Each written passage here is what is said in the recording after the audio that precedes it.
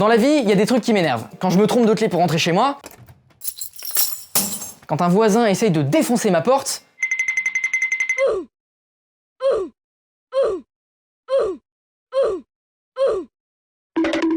et quand on me demande le mot de passe Wi-Fi et que c'est une vraie épreuve pour transmettre une si petite quantité d'informations. Amaury, c'est quoi le code Wi-Fi? E majuscule, 4, 8, V minuscule, Z majuscule, 7, 5, 10, J, K, L, M, N, O, R, S, T, 45 000 millions de milliards, 8, 6, 5, entrée.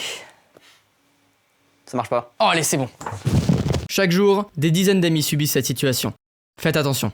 Du coup, pour y remédier, j'ai décidé de créer un QR code géant à afficher sur mon mur qui permet de connecter n'importe quel téléphone au Wi-Fi en le scannant. Alors oui, je sais que ça existe déjà, mais généralement les QR codes sur les box sont derrière les box, donc de façon assez inaccessible et assez insupportable, et ils vous connectent même pas réellement au réseau Wi-Fi. Simplement, ça vous permet de copier-coller le mot de passe qui fait 800 km de long, plus ou moins. Non, nous ce qu'on veut réaliser, c'est un QR code qui va réellement vous proposer de vous connecter au réseau Wi-Fi. Alors il me semble qu'il existe une box qui a un écran en façade sur lequel il y a un QR code, mais pour être assez honnête, j'en ai pas la moindre idée, et dans tous les cas je trouve ça beaucoup plus pratique d'avoir cette option de pouvoir bouger ce QR code où on veut, et donc de pouvoir l'imprimer et le mettre en très très grand sur un mur comme moi je vais faire, ou alors l'imprimer sur un petit support qu'on peut se repasser de main à la main. Bref, on y retourne. Pour ça, on va tout d'abord créer le QR code en allant sur le site QR Code Monkey, le lien est dans la description. On ouvre l'onglet Wi-Fi et ici on va pouvoir rentrer le nom du réseau Wi-Fi, le mot de passe ainsi que le niveau de chiffrement.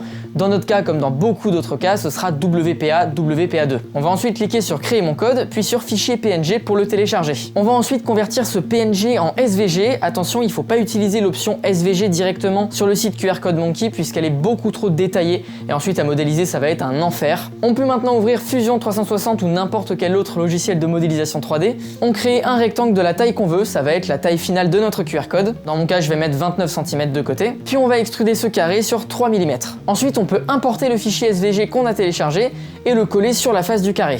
Puis on va cliquer sur extruder et on va sélectionner toutes les parties du QR code qu'on veut faire dépasser. Donc c'est toutes les parties qui sont noires sur le QR code. Attention, il faut rien oublier, c'est très important.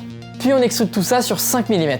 Ensuite à gauche on va ouvrir l'onglet corps, puis on va cliquer sur combiner, on sélectionne le corps numéro 1, puis on clique sur armature, et là on va sélectionner tous les autres corps qui ont été générés. Ça c'est ce qui va nous permettre de combiner tous les éléments du QR code en un seul solide. Et ça y est, la modélisation du QR code est terminée, on peut enregistrer ce fichier en tant que STL et passer à la prochaine étape. Maintenant qu'on a modélisé notre QR code, il faut le transformer en langage que l'imprimante 3D va pouvoir comprendre. C'est ce qu'on appelle slicer un modèle 3D. Moi j'utilise Simplify 3D, mais il existe d'autres logiciels comme Cura qui sont gratuits, et la logique reste évidemment la même. Donc on vient importer notre QR code, on fait commande L pour pouvoir sélectionner la face du bas et on clique pour l'aplatir sur le plateau. Et alors mon plateau fait 30 cm par 30 cm, c'est pour ça que j'ai fait un QR code un petit peu plus petit, donc de 29 par 29 pour que ça rentre sur le plateau facilement. Il y a quelques réglages à gérer, alors évidemment les réglages on les affine au fur et à mesure qu'on utilise l'imprimante, mais très souvent le réglage de base fonctionne déjà largement pour faire ce qu'on veut faire ici. Donc on clique tout simplement sur Prepare to Print. Prepare to Print, un accent anglais digne des plus grands gangsters de Chicago. Et voilà, on voit qu'on en a pour 9h38 d'impression quand même. Et ce fichier G-code qu'on vient de générer, on le met dans une clé USB qu'on va mettre ensuite dans l'imprimante 3D. Et l'imprimante 3D qu'on va utiliser aujourd'hui, c'est mon Artillery Sidewinder X2. Je vous avais parlé de la version X1 il y a quelques années, on avait imprimé un missile avec, mais il se trouve qu'elle a été améliorée, donc aujourd'hui on a la version X2. Elle m'a été envoyée par Artillery 3D Expert, le revendeur français de la marque Artillery, et je dois dire qu'elle est vraiment excellente. La qualité d'impression est vraiment, mais vraiment bonne pour le coup par rapport à d'autres imprimantes que j'ai pu tester. On peut monter à des vitesses assez élevées, personnellement j'ai testé jusqu'à 130 mm par seconde, et la qualité était encore vraiment acceptable. Élément super cool qu'ils ont rajouté à cette imprimante, c'est un capteur BL Touch, un élément qui permet de cartographier la hauteur du plateau et donc de s'assurer que la hauteur de la tête est toujours bonne quel que soit l'endroit où ça imprime sur le plateau. Mais par-dessus tout, c'est une imprimante qui est fiable. Je sais que je peux lancer une impression de plusieurs dizaines d'heures et que ça ira jusqu'au bout sans se décoller, sans faire de blob, bref, sans mauvaise surprise. En ce moment, cette imprimante est en promo, donc je vous laisse un lien d'achat en description si ça vous intéresse.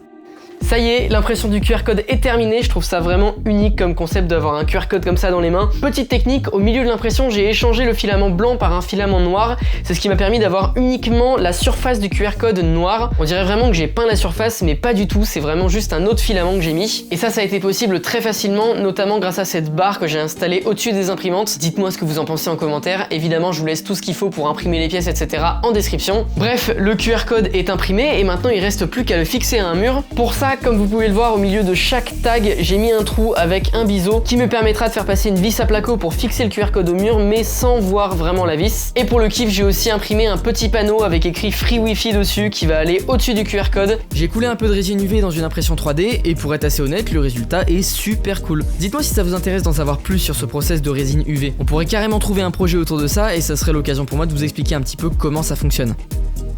Et puis voilà, on a maintenant un QR code au mur qui permet de se connecter super facilement au Wi-Fi. Il suffit juste de scanner le code et ça apparaît directement. C'est quoi le prochain truc qui vous manque pour chez vous? Dites-le moi en commentaire et j'en ferai peut-être une vidéo. Abonnez-vous à la chaîne pour ne rien manquer, je vous dis à la prochaine pour des trucs de fou. Salut!